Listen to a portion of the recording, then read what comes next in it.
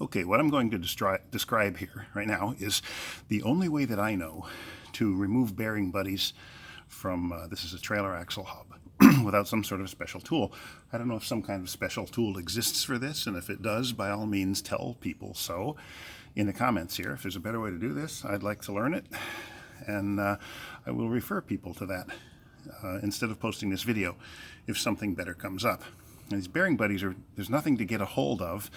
There's nothing to get a screwdriver behind or behind to pry out, so they present a bit of a problem for getting them out of your wheel hub. So what I've done here, I've already tapped this one out a little ways so you can see this little band right here. And that little band is a precision machined diameter made to exactly fit this hub. And then behind that little band is a less precisely machined diameter. And this line will serve as a nice reference line for you as you're doing this job. Now, the only way I know to do this is to carefully, patiently, that's the key word, patience, tap this thing out. I like to use a 20-ounce sledge very gently and basically just go around and tap it out. And as you tap it out, it will wiggle out kind of this way, and it'll sort of do the curly shuffle and pull out of there. So obviously the first step in any operation like this is to put your coffee in a safe place. So I'm just going to move it aside and set it over here.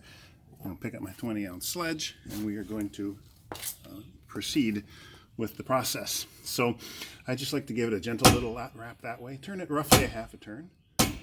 And just, you know, it doesn't have to be exactly half a turn on each. Every once in a while, maybe give it a quarter turn or a third of a turn.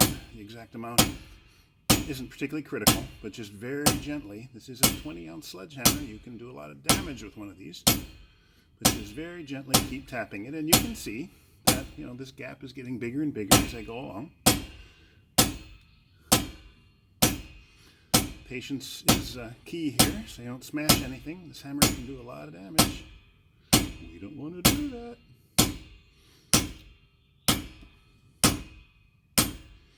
And ultimately,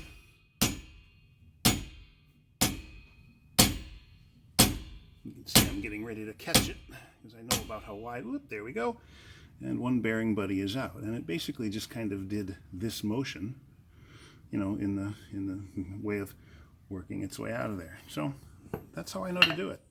When you reinstall it, of course, you'll install it in the normal way. You put it back in there, take a hardwood block up against it, hold a hardwood block, this isn't hardwood, hold a hardwood block up against it, get it started, and tap it back in, preferably with a soft hammer. If you don't have a soft hammer, I don't think it's the end of the world if you do a little damage on this edge, but when you put them back in, better to use a hardwood block or a brass or copper or lead hammer.